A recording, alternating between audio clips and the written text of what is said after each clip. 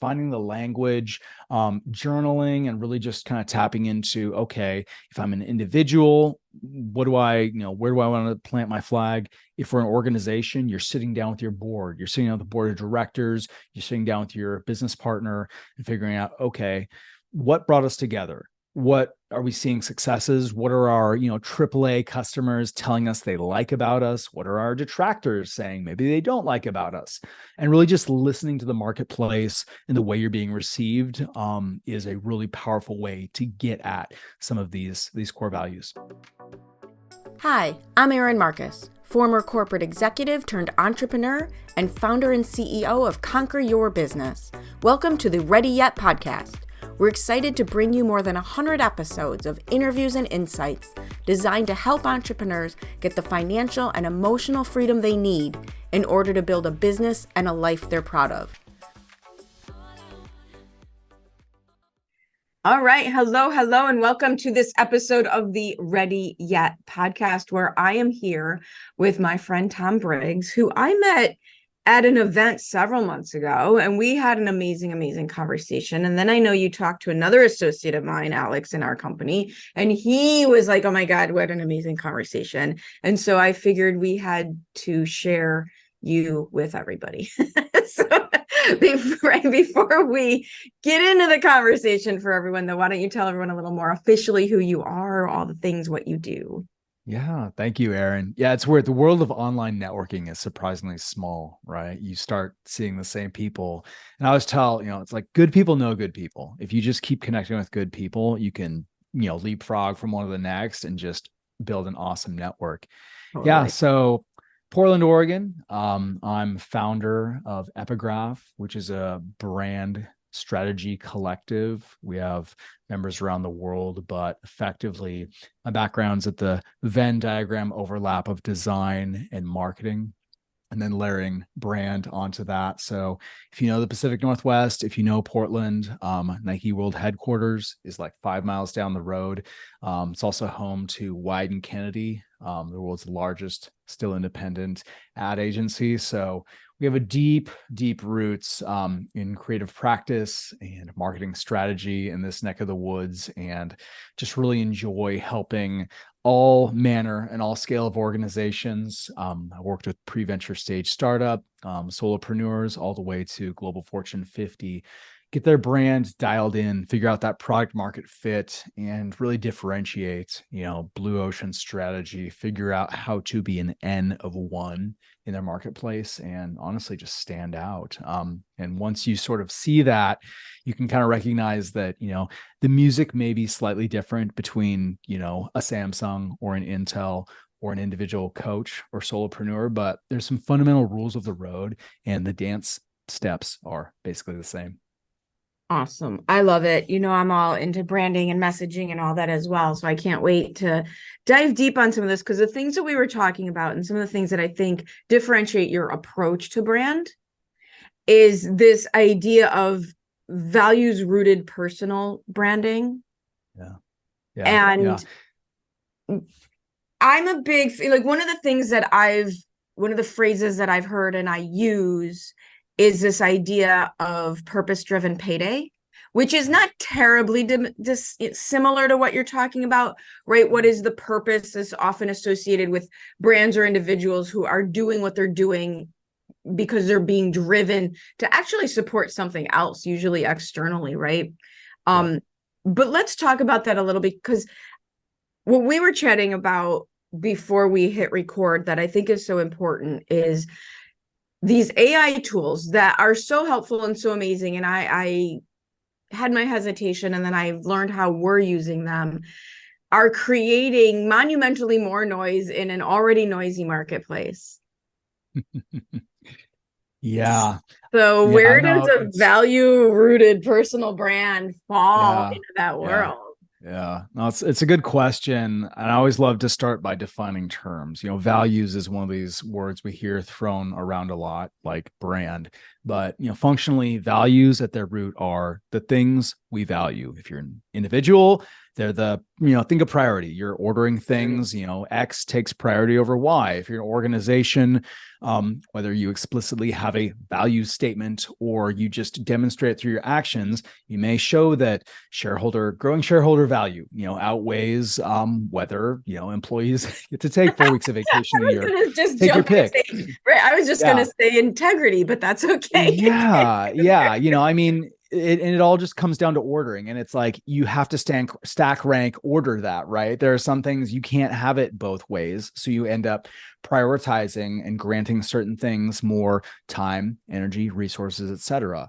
And I've seen in my career really good value in helping individuals, helping organizations get really clear on articulating those values. My background is in writing. I almost went into journalism before I got pulled into the dark side of marketing and advertising, and just identifying those 5 words that really clearly articulate what an organization or what an individual is all about, really help to differentiate. They help to set you apart. And honestly, they give you, whether you're an individual or a corporation, a nice North Star to tack against, where when it comes to a business decision, you can sort of look and say, okay, given who we say we are, does this align with who we want to be in the world? Is this a good path forward for us?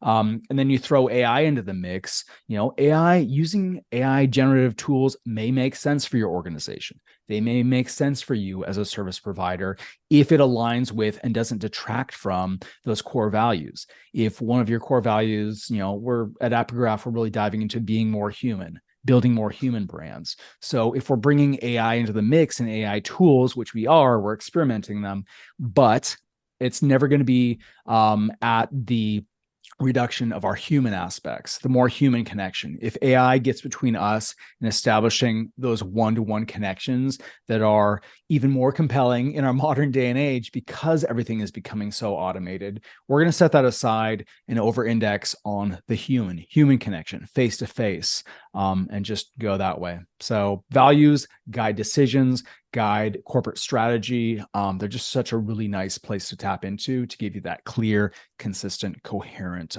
story and guide your actions. So love it. Absolutely agree. I use that term and that concept of priorities all the time. And even with mindset work, right? Like, you're trying to grow your business, you're stuck, you're not doing something you need to do. Okay, I'll get real black and white on it. What is my priority? Is my priority staying safe and not being scared or taking a risk? Yeah. And that's fine. You can have whatever priority you want. Yeah. And your calendar never lies, right? Like, you can always look back and say, like, oh, I say I value time with my family. Are you carving out that time, or are you at the office until 7 p.m.? That's a great measure. Well, your calendar and your checkbook. I mean, I know people don't use, I'm aging myself. You don't walk around with a checkbook anymore, but your bank register, credit card statement, whatever. Yeah. Take your however, right. Whatever plastic version. Who's paying you on Venmo? Right. Yeah. But the recording of where you're spending your money and the recording of where you're spending your time is going to tell you.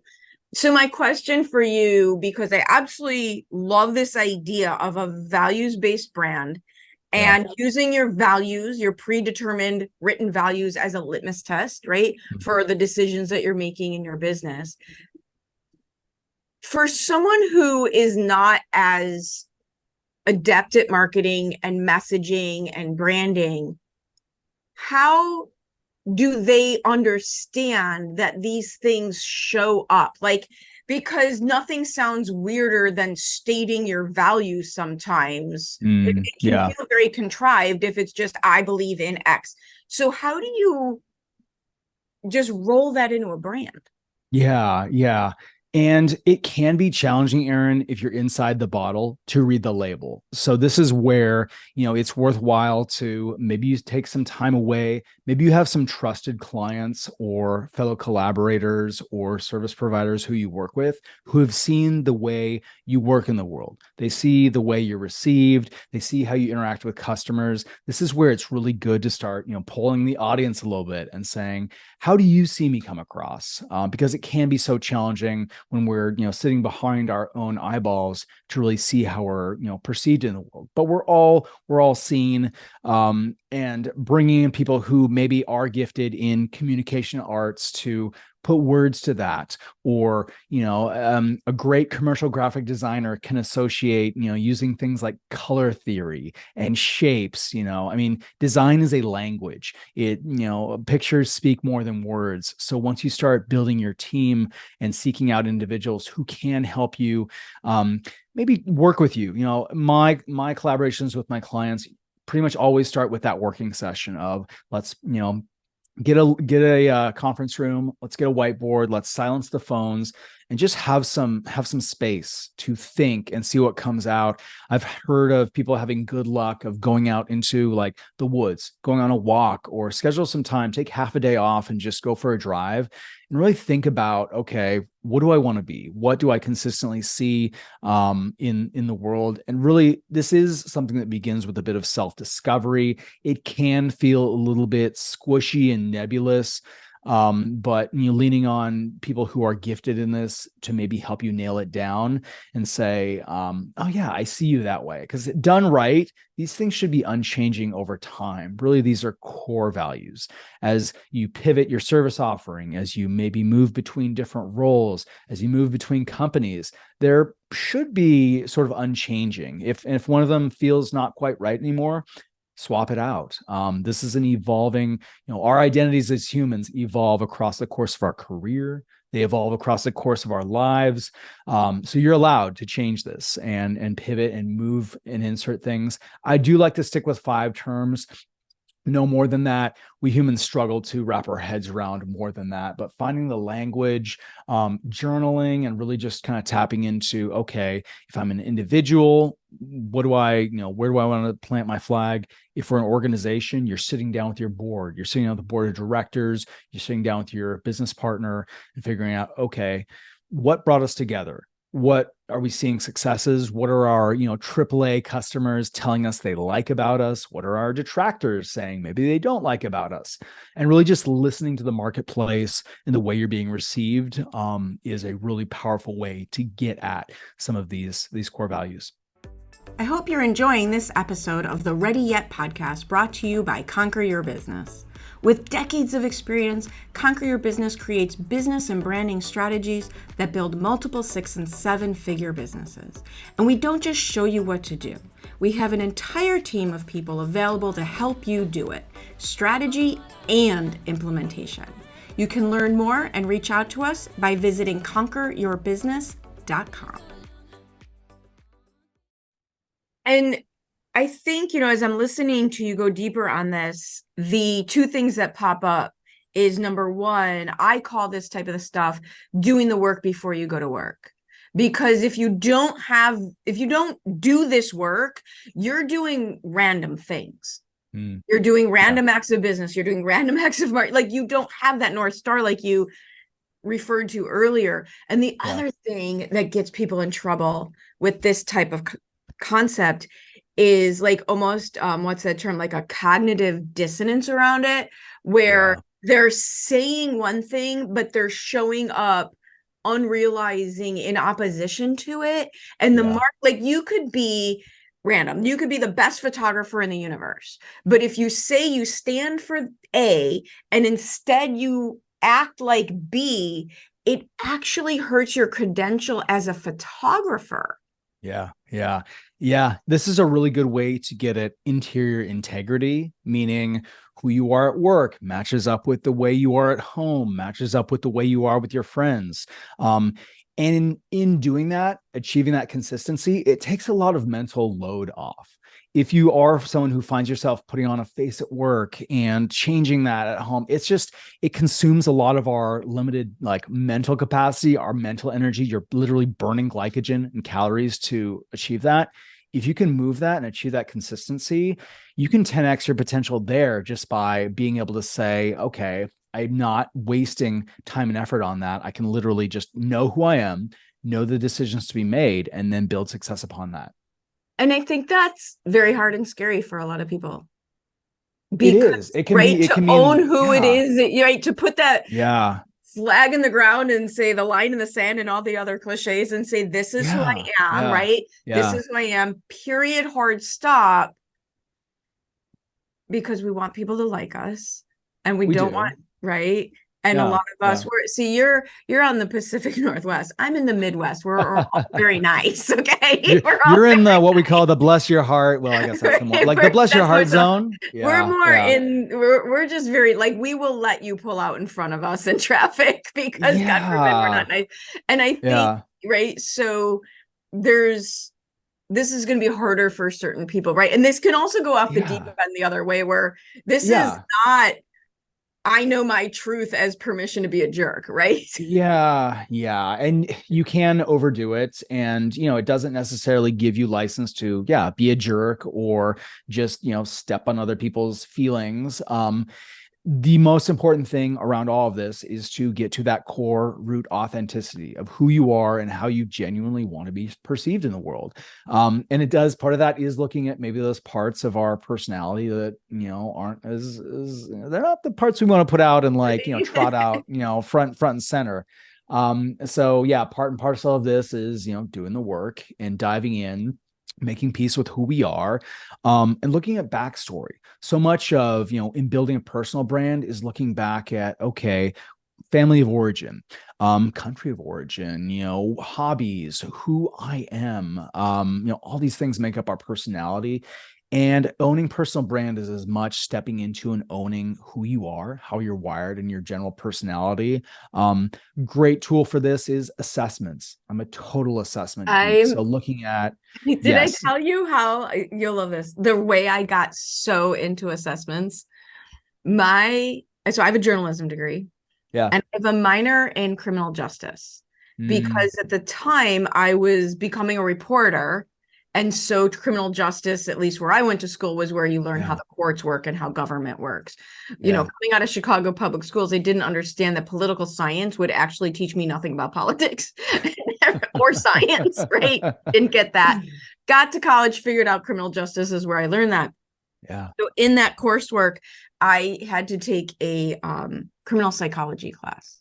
mm, And yeah, the instructor used to be the psychologist at Sing Sing in your neck of the woods, right? Who, yeah, right? And his job was to give all the intake prisoners the profiles so that they could divide them up into the pods, the cell blocks, yeah.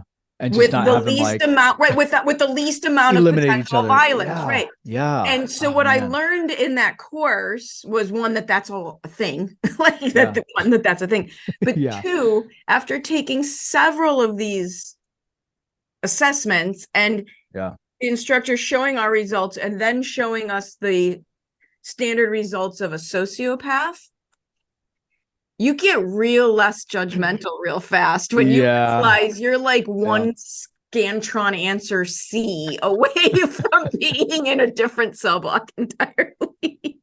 That's so funny. Well, I wonder, did you trip over this thing where you start to get labeled by it? Because that can kind of be when you're Oh new to it, you're yeah, like, you kind of because write I off have those no parts. gray. My Yeah, assessments come out very like Myers-Briggs, DISC, unit, emotionally, all of my assessments yeah, that I've taken, and I'm forgetting all the names.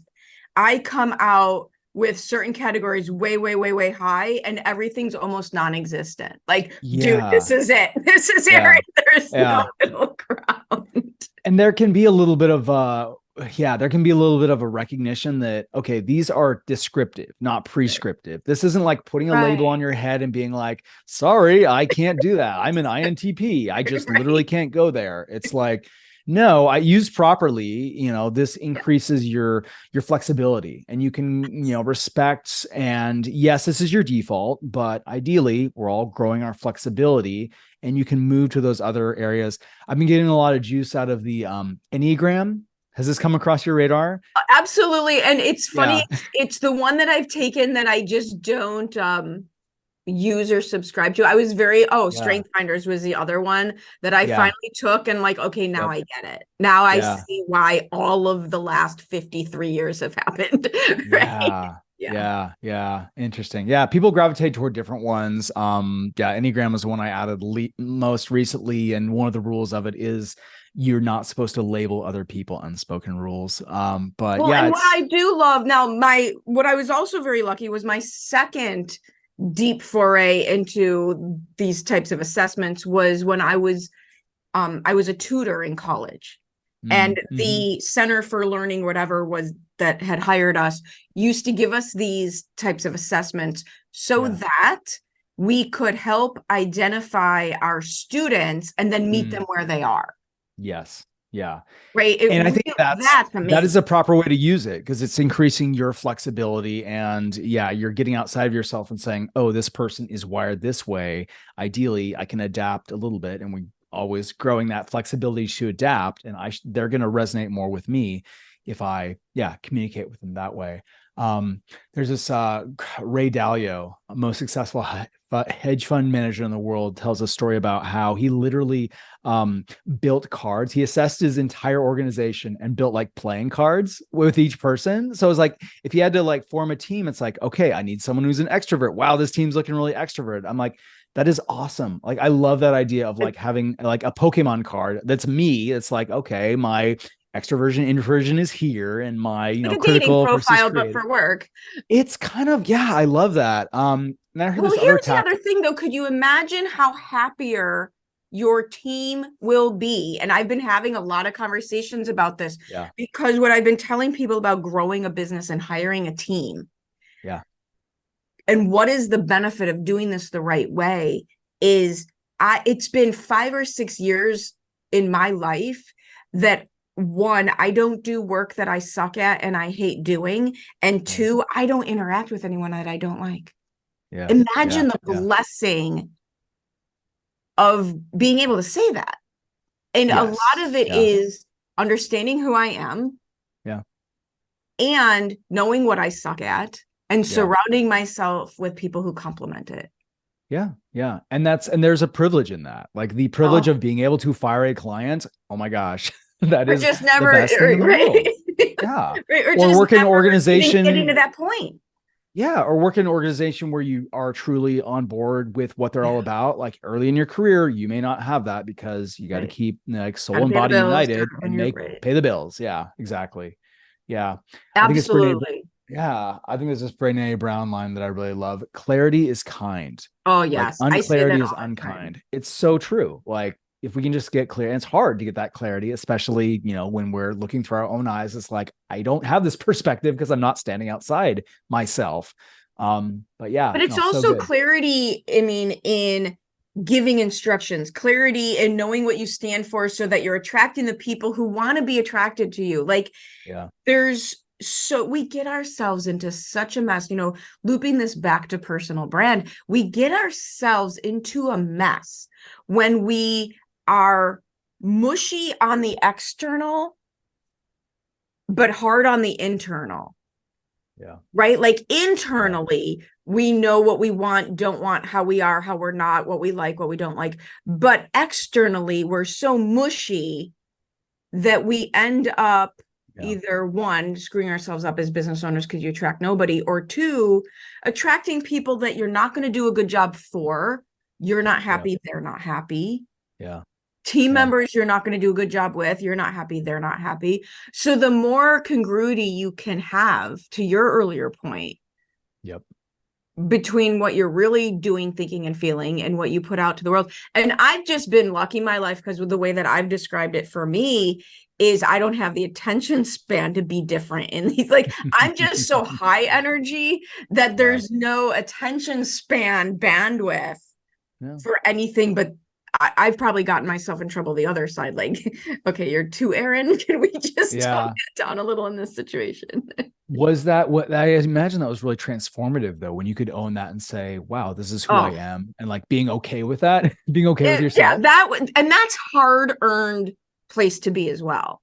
Like that truthfully doesn't come naturally, probably to most people, because it's not the world that we live in. It's just not hard to do. Yeah, and it's not with any kind of chip on my shoulder saying that. It's just, how do you function in the world? You function in the world by getting along with other human beings. You create your path based on what you know a path should look like, whether or not it was even manipulated, just because of what it is. Yeah.